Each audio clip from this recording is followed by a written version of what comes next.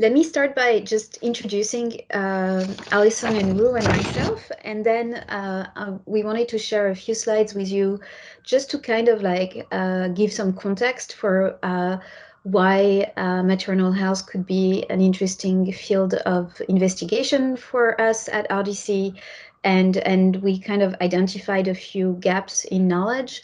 And then the goal is to really very quickly move on to a discussion with everyone who's on the call.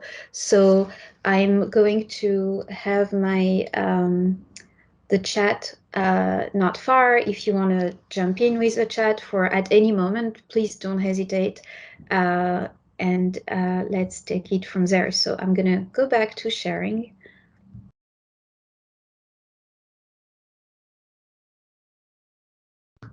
Okay, so just very quickly, oh, and I can't see anyone anymore when I do this, but just so then I guess just shout. So Wu Chan is here. She's a senior medical director at J&J Office of the Chief Medical Officer, Health of Women team. She's an OBGYN clinician turned researcher, and she focuses on women-centered science. Alison Callahan is a research scientist at Stanford Center for Biomedical Informatics Research. She develops methods to create EHR-derived databases about pregnancy and birth for obstetric and maternal health research, and focusing on OMOP and Odyssey tools. And I'm Noémie Elhadad. I'm an associate professor at Columbia University in biomedical informatics.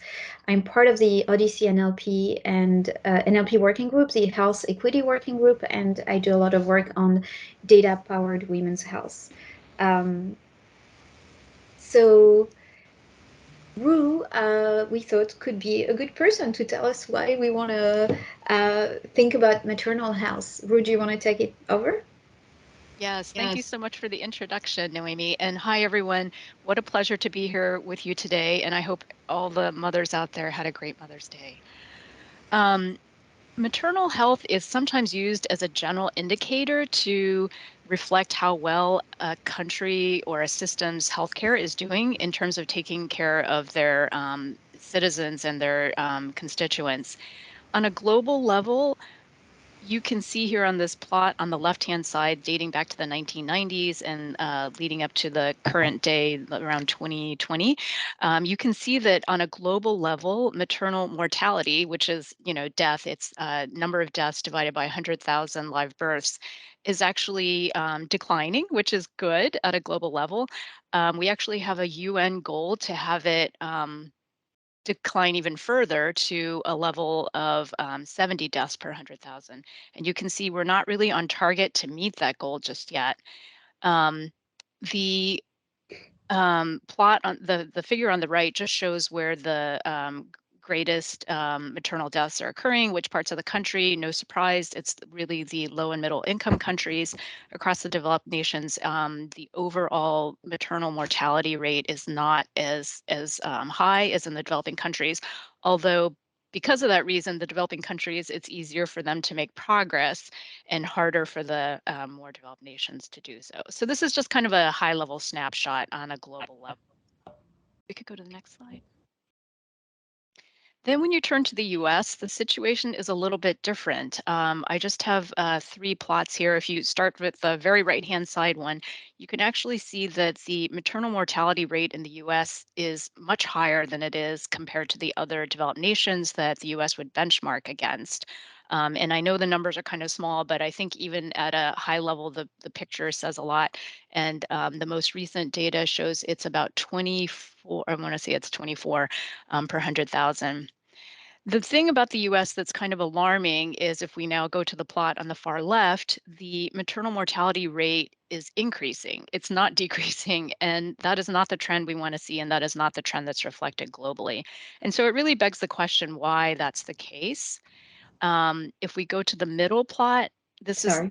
Oh, sorry. No, it's okay. The middle plot is from the most recent updates from the CDC. And you can see across the bars, that's the colors are by year, and then the groupings are by race. And what you see is that there's actually a really stark racial disparity with the Black women being experiencing maternal mortality at a rate that's about 4 times as high as it is for white women. Based on data from the CDC, we know that about 2/3 of the deaths are actually preventable. The racial differences are shown in that middle plot. And then also kind of interesting, the timing of the deaths the highest number occur in the postpartum period. And the postpartum period has actually been recently redefined to be a longer period of time. So postpartum is from the time of delivery until up to 1 year after delivery. And depending on the year and the statistics, it can be up to 50% of the deaths are taking place in that time. So there's something clearly happening in this period of time. People are taking their eye off their foot off the pedal, their eye off the prize, and things are happening in that period. If we go to the next slide. So when you look at the causes of death, they are different between the US and the rest of the world.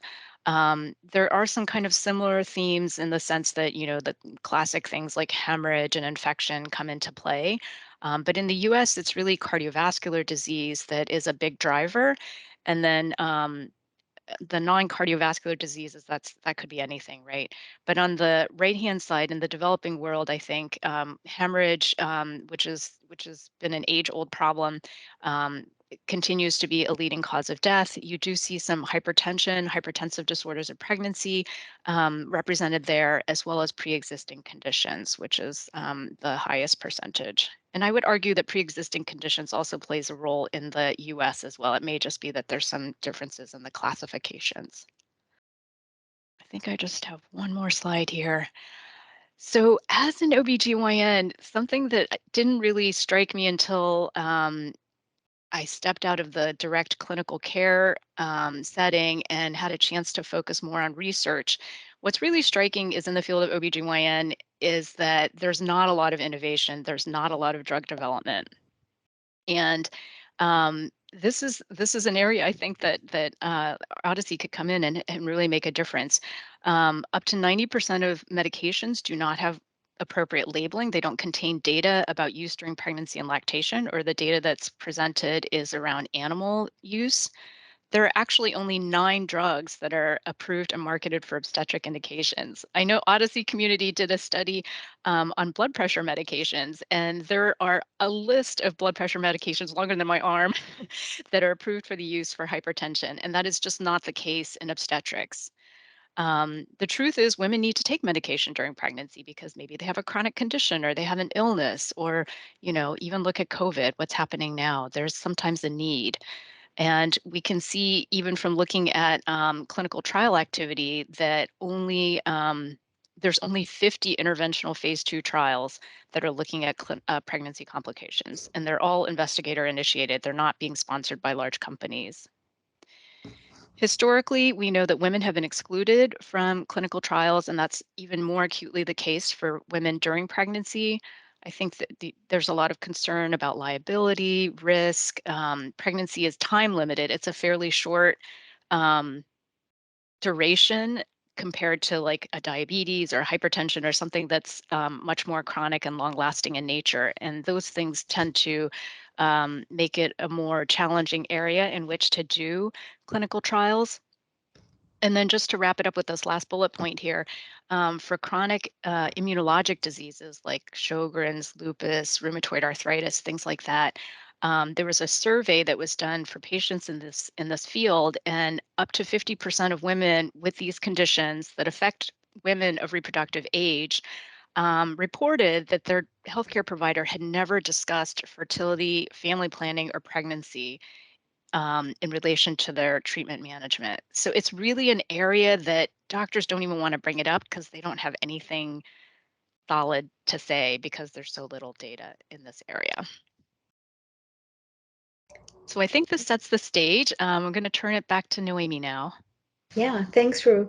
So we thought Alison, Ru, and I that it might be useful to think about the life course of maternal health as a way to organize and our thoughts and identify needs, and more importantly, think about what Odyssey as a community can do to advance health during maternal health periods of time that women go through.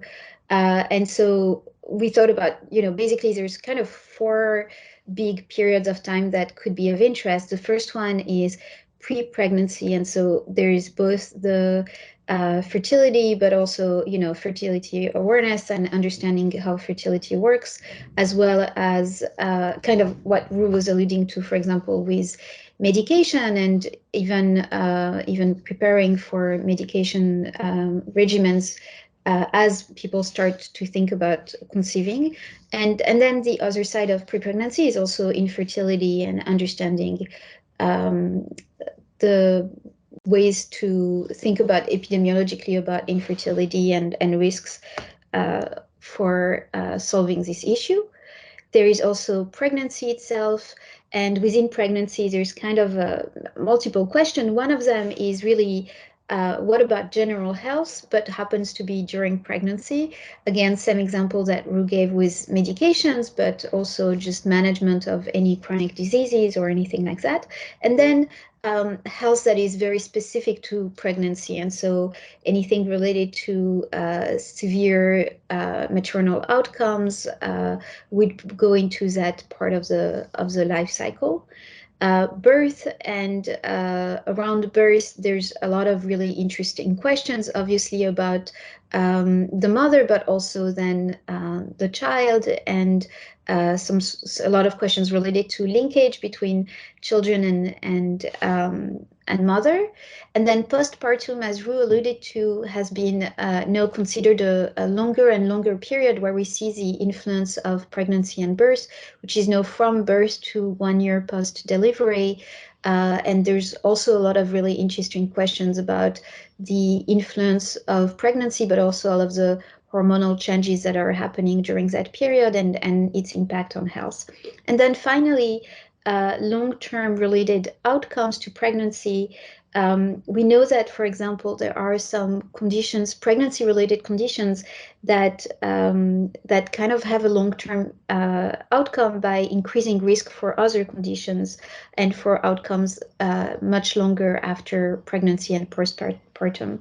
So we thought that would be a good way to organize thoughts, and I'm going back to Ru to tell us more about some of the clinical questions, and then we'll move on to Alison giving us some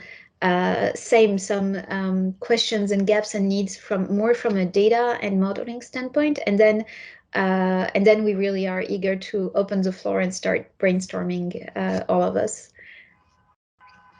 Great, thank you, Noémie.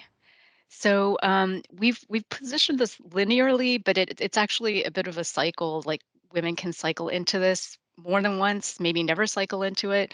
But just for framework and way to think about it, it helps to kind of like have it linear. So pre-pregnancy, the flip side of pregnancy is trying to get pregnant.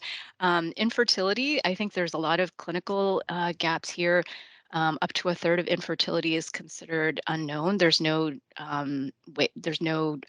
attributable reason for the infertility to occur, and that leaves people looking for solutions, and that can be very frustrating and challenging because there is no clear thing that can be addressed that can improve infertility.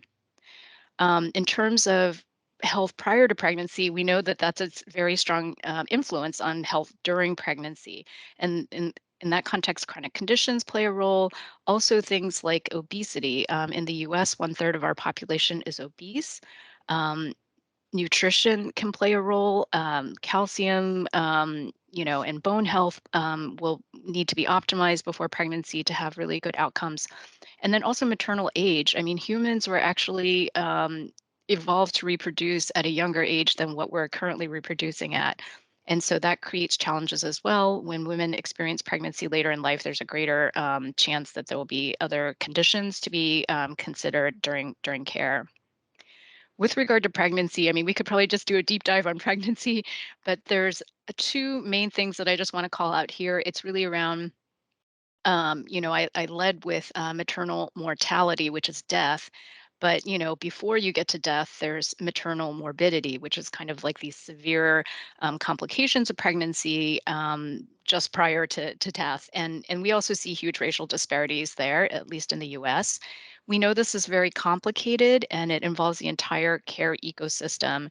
Things like social determinants of health, how well the healthcare system is integrated, what kind of access to care do patients have, and to what extent is the community involved? Because we know um, some of the care that is important is actually provided by community and not necessarily by the healthcare system.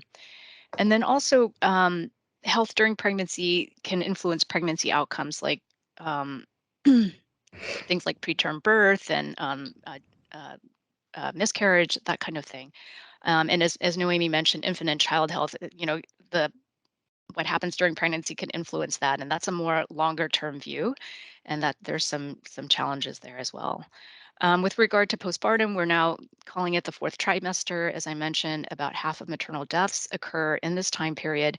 It's also important because it's an opportunity to transition to care of the woman to usual care. And I put mental health in this bucket, although mental health really goes across all of the buckets.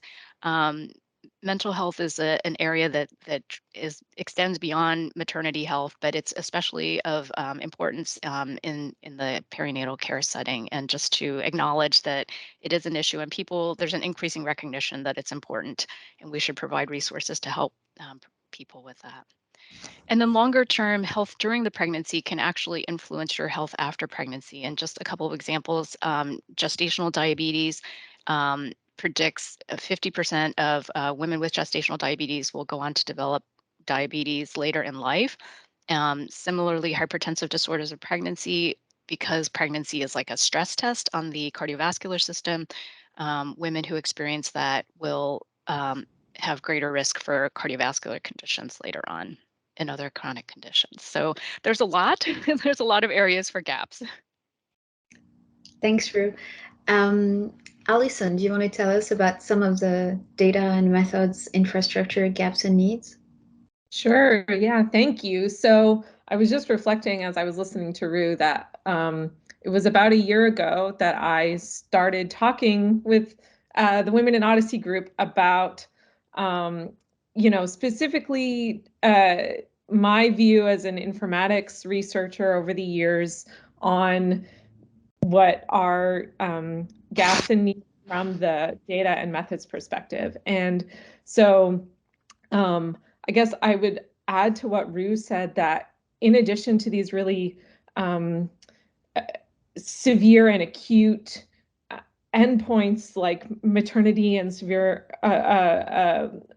mortality and severe maternal morbidity, there are also big unknowns just in sort of a person's everyday experience of health as they are perhaps trying to become pregnant or experiencing pregnancy and birth. And I think the type of data that is the bread and butter of the Odyssey community are where we can really start to make inroads on what are gaps in knowledge, even in those areas when so many people just have questions about, is this normal? Can I take this medication during my pregnancy? And a lot of the times we're just not able to say yes or no, independent of these more really serious issues of like long-term health effects that are just understudied in my opinion. And so from the data and methods perspective, I think there are some real gaps that the Odyssey community is well situated to start filling in. And this was a big motivation for the work I've done over the past year, which is here at Stanford to try to build a database about pregnancy and birth specific factors for patients who delivered at Stanford.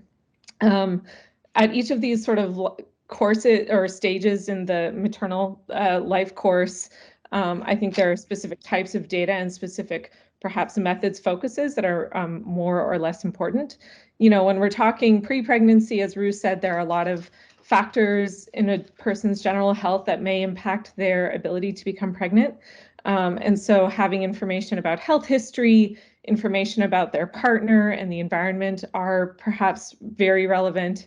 And then, no surprise, I think, from a data infrastructure perspective, having geographic variability in the data that we have access to is crucial, so that we can identify generalizable trends or really sort of representative data from across the states or whichever country. When we're talking pregnancy and birth, information about a person's prior pregnancies, the parity, so, you know, number, presentation and type of birth, whether it's vaginal or cesarean, all of these factors are variables that are really not commonly collected, even in women's health specific data sets, and yet are captured in a very small number of ways in EHR data.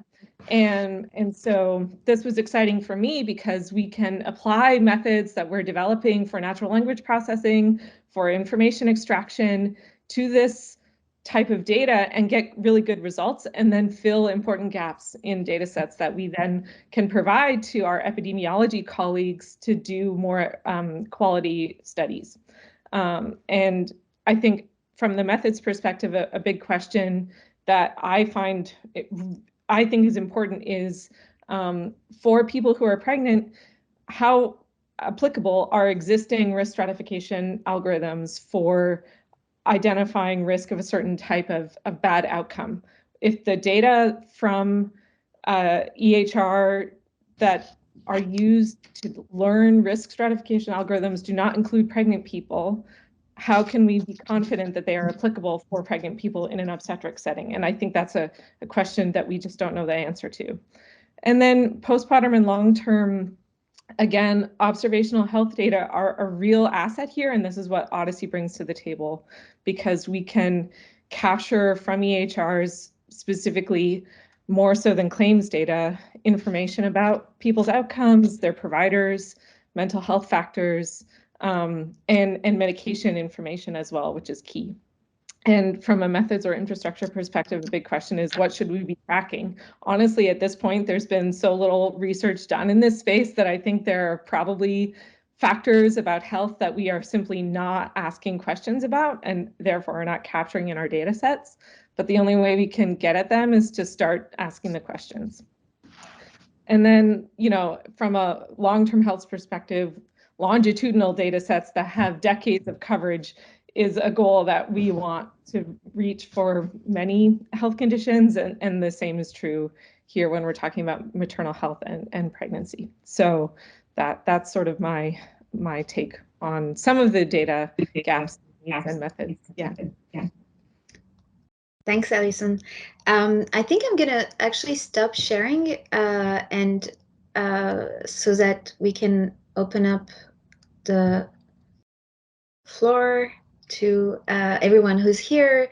And I guess let me just open the chat as I'm doing this. And I see there's already a few questions, so why don't we take those and discuss it together, and then we can so let's see. There's a first one that says, let's see, I actually cannot open my chat. Sorry, guys. I see that there's questions, but I can't. Is there someone who wants to just ask their question? How's that? There were a couple of comments about, so far what I see are comments about whether postpartum suicide rates are different in countries with different levels of support for parents after they have their baby, and also availability of childcare infrastructure and costs for childcare.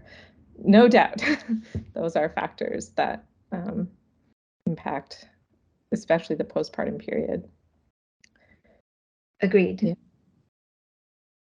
Any first comment from anyone who's here? Anything that you think we missed in terms of, like, what are the big buckets of things we should be paying attention to when it comes to maternal health?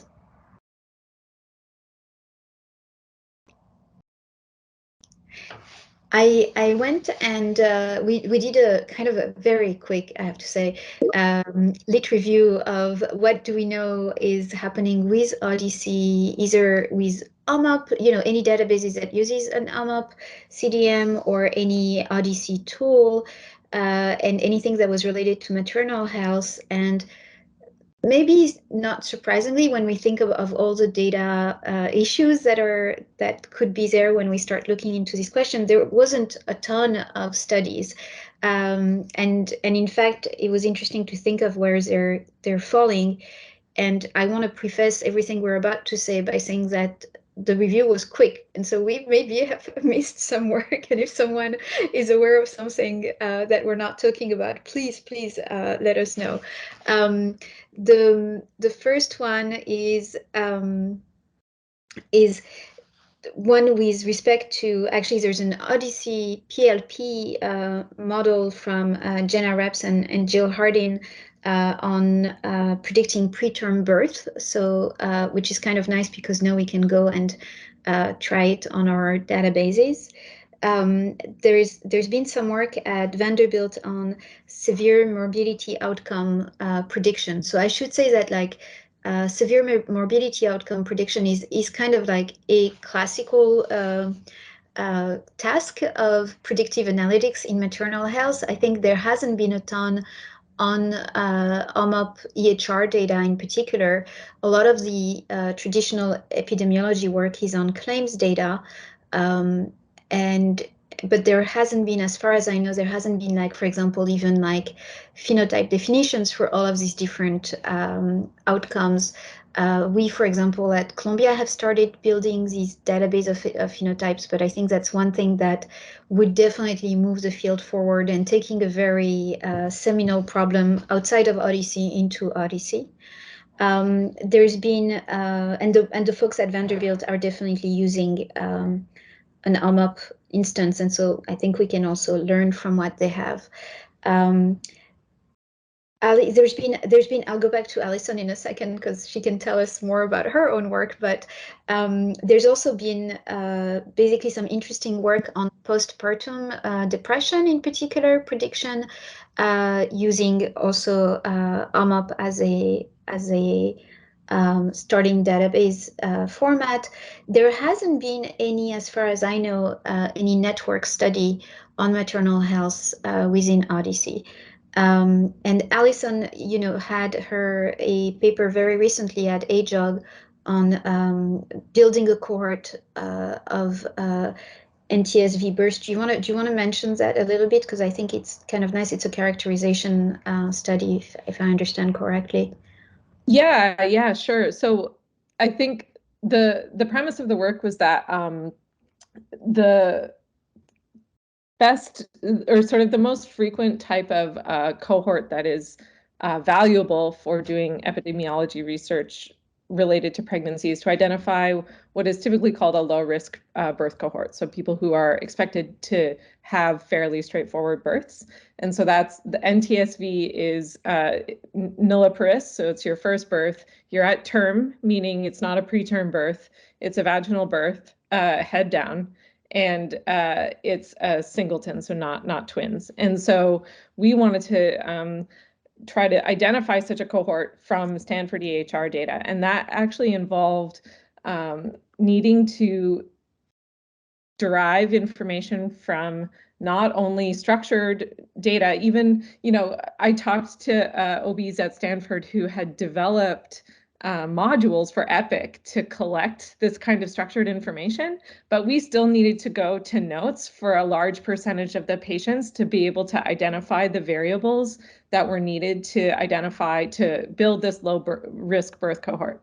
And so that project was possible because we did we built a database of pregnancy people who had delivered at Stanford, and those variables So we also can now identify twin births. We can identify people who have had pregnancy losses. We can identify people for whom this is their second or third delivery, and so on. And so my hope is that some of the types of methods and the variables that are collected now for this database, which I call the progress database, are the types of variables that Odyssey sites outside of Stanford could also apply our methods to derive for to build their own, pregnancy and birth data set database at Odyssey sites, so that we can get one step closer to having these large observational health data sets that are so valuable for epidemiology research. Because even studies like the Women's Health Initiative survey, which for a long time have been one of the more commonly used sources of data for research in women's health, that was a survey that was collected at one time point, and then for a large number of people, but you are not able to then go and collect more information about those people now. And a lot of the variables that we would care about from a sort of research perspective in 2020 were not collected necessarily when those data were collected. And national data also, even when you get down to really specifics, you're ending up with small sample sizes of patients, even from NHANES, for example, which are national level surveys. So I am firm in my belief that the types of data sets that Odyssey creates are the answer to this challenge. Yeah. Thank you. So that's why we want to talk with everybody here and hopefully get other people excited also, because my dream would be that there's like a progress database at every Odyssey site, basically. And to go back to your point, Alison, about the fact that there's OBGYNs are building this epic EHR specific kind of like parallel EHR world of outcomes and variables that are collected during pregnancy and even birth. There is some coordination between different sites in the US. So this is very US specific, but there is some coordination amongst OB departments to reuse and standardize some of these variables. And I think there's an opportunity here for Odyssey to even think about an ETL to take this extra EHR data and have different sites add to their OMOP instance. Yeah, that would be amazing. Hey, Alison, this is Thomas Hi. at Columbia. I have a question. Can you talk about the bridging between finding this information in the notes and standing up the progress database?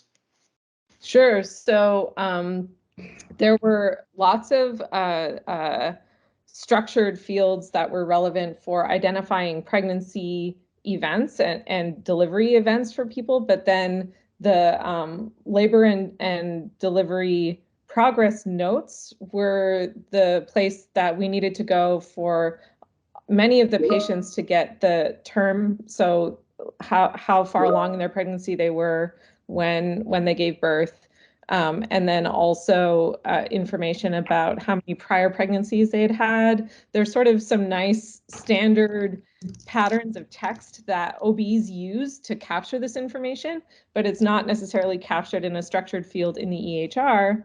And so even I was very pleased to see, and there's room for improvement, but when we did a chart review to assess the performance of methods for extracting these variables from text, even simple regular expressions were all that were needed in a lot of cases to get term information and details about the delivery, so like vertex and singleton, for example. And so the text processing method would require an Odyssey site to have access to their full text notes, but the process of identifying the notes to apply those methods to is based on structured data. And so I think actually quite amenable to trying to do the experiment of reproducing the approach at other Odyssey sites.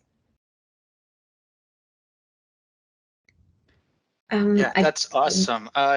Just a quick follow-up. Did you the target notes, was it like one note that ended up being targeted? Was it many notes? Did you find most of this information pretty predictably in, one labeling? So we didn't even restrict necessarily to type of note. We did sort of a time-based window for each person where we collected all of their progress notes within a 5-day window of their delivery record, basically. And then we applied the method to all of those notes. So it was a set of, 4 to 10 notes per person. And then we did sort of synthesis across the information extracted from those notes with their structured data to build the final data set. I see a question from Andrew and a comment. Andrew, do you wanna?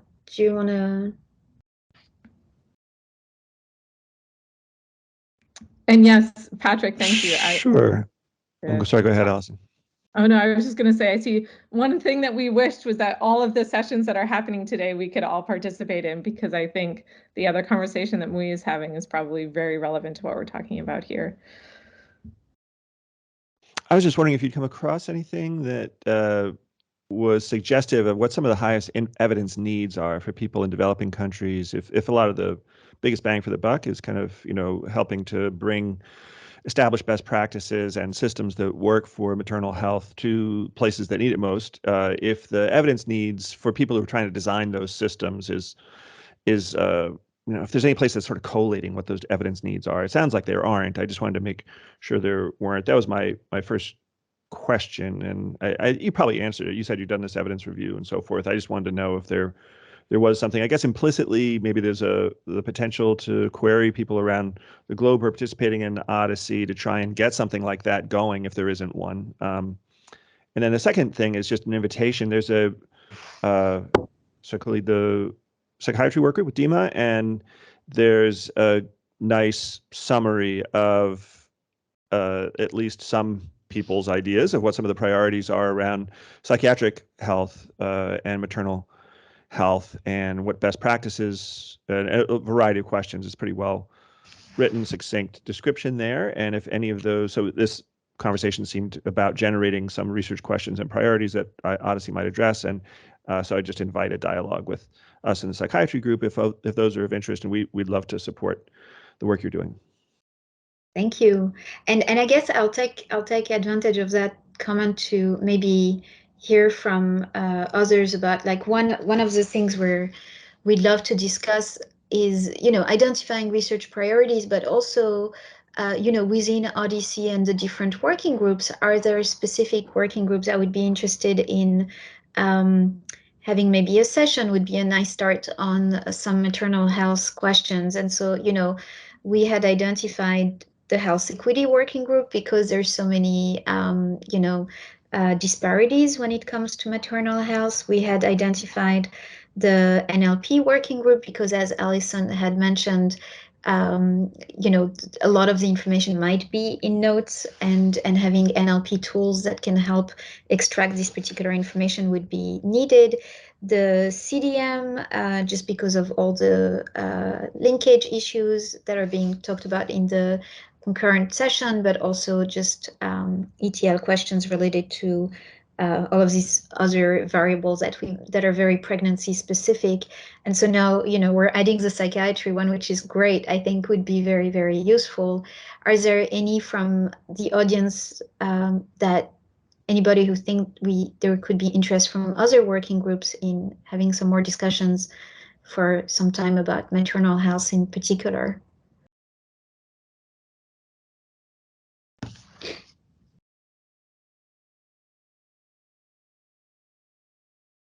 Noémie, one thing that comes to mind is the registry working group. I mean, I know that's not directly the focus of our session, but a lot of information about pregnancy outcomes comes from registries. And so health systems, I'm thinking of the Nordic countries where people are tracked from birth to death. Those are actually really valuable sources of information. And if we could kind of create that in a non-Nordic setting, that would be really amazing, because we need more demographic variability in that kind of data as well, which is not so much seen in the Nordics. But the data they have is amazing, but just, to broaden it. Yeah, absolutely. I think, the one other question that I would love to have people think about, we don't have a ton of time to discuss it, but just to plant the seed is what type of activities could Odyssey do, and how much interest is there at Odyssey to do various things related to maternal health? I think, as we know, like some of the things that work very well within Odyssey are some of these network studies. I think as we're able to build some of these phenotypes, there might be there's a bunch of phenotypes basically that need to be built around pregnancy, severe morbidity outcomes and things like that. And there could be some interesting just characterization studies right there. There's also interest in maybe building packages, like, I'm thinking of this ETL in particular, and things related to common data model that maybe the community has interested in. Is there interest in running other type of network studies that are more in terms of predictions? We do have now PLP, for example, on preterm birth. Maybe we could simply think about how to extend this to a network study. And then are there interest for tutorials or, kind of like DevCon type of event that are focused on one question of interest for maternal health? And then finally, if there's an interest in creating, is there enough for creating a working group on maternal health, or is the work of Women of Odyssey enough in that world?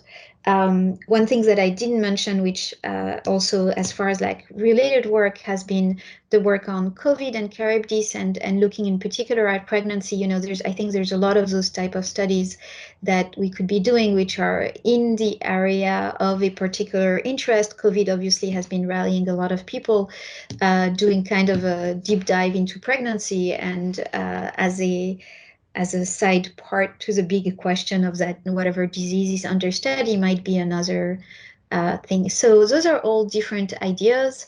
Obviously nothing's going to be decided just this minute, but the goal was really to have people think about it. I see, Andrew, I think your hand is raised, and I don't know if that was okay. It's not. It's a new thing. So it's just another invitation. So Jonathan Davis at Tufts Medical Center is working with Critical Path on a relationship with the FDA around neonatal care. So it's slightly adjacent to maternal care, but obviously relevant. So that whole effort is about using both EHR data and clinical trial data together to inform policy decisions made by the FDA and elsewhere. And I'd love to broker any kind of conversations you want about it. I've been advising on how Odyssey and the normalization of EHR data might be useful for that, and other parallels, obviously, that are going on in other efforts with the FDA and EMA and advising policies. But if there is an interest in that, I would love to help you make that connection and see if there's anything to grow out of that work. Wonderful. Thank you so much. Okay, I think we're actually right at noon, so we should probably stop. But I want to thank you all and thank Odyssey for giving us the opportunity to think about these questions. Let's continue talking. Patrick, do you have any final remarks for us? No, I just thank you all for participating in the conversation and sharing. I hope this will stimulate some more collaborations moving forward. Great. Thank you all so much. Thank you, Craig. Thank you. Thank you. Bye.